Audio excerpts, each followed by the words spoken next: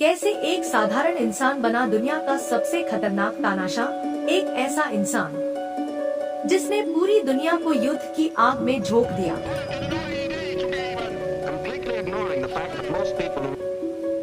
जिसके फैसलों से करोड़ों लोगों की मौत हुई।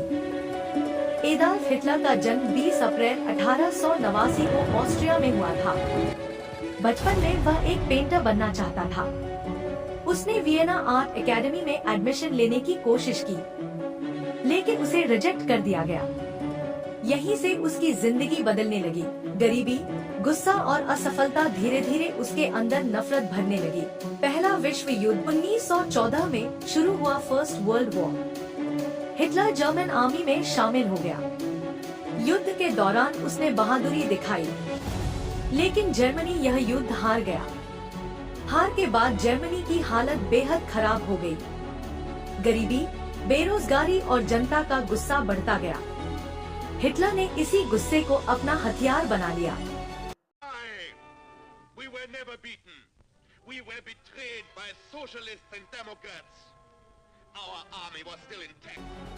राजनीति में 1920 के आसपास हिटलर ने नाजी पार्टी ज्वाइन की।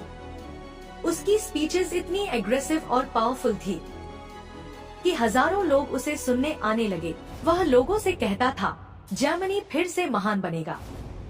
धीरे धीरे उसकी पॉपुलैरिटी बढ़ती गई। 1933 में हिटलर जर्मनी का चांसलर बन गया। तानाशाह का उदय। पावर मिलने के बाद हिटलर ने डेमोक्रेसी खत्म करनी शुरू कर दी। उसने अपने खिलाफ बोलने वालों को जेल में डाल दिया। उसका मानना था कि केवल आर्यन रेस सबसे श्रेष्ठ है। इसी सोच के कारण उसने जूश यानी यहूदियों पर अत्याचार शुरू कर दिए। लाखों लोगों को कैंप्स में भेजा गया।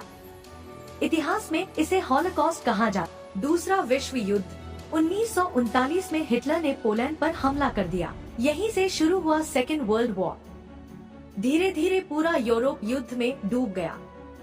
शुरुआत में जर्मनी तेजी से जीत रही थी, लेकिन फिर हालात बदलने लगे। अमेरिका, सोवियत यूनियन और एलिड फोर्सेस ने जर्मनी को 1945 तक जर्मनी पूरी तरह हार चुकी थी। बर्लिन पर दुश्मनों का कब्जा होने लगा। 30 अप्रैल 1945 को हिटलर ने अपने बंकर में सुसाइड कर ली और इसी के साथ खत्म हुआ इतिहास का सबसे खतरनाक तानाशाह। हिटलर की कहानी हमें यह सिखाती है कि नफरत और सत्ता की भूख पूरी दुनिया को तबाह कर सकती है।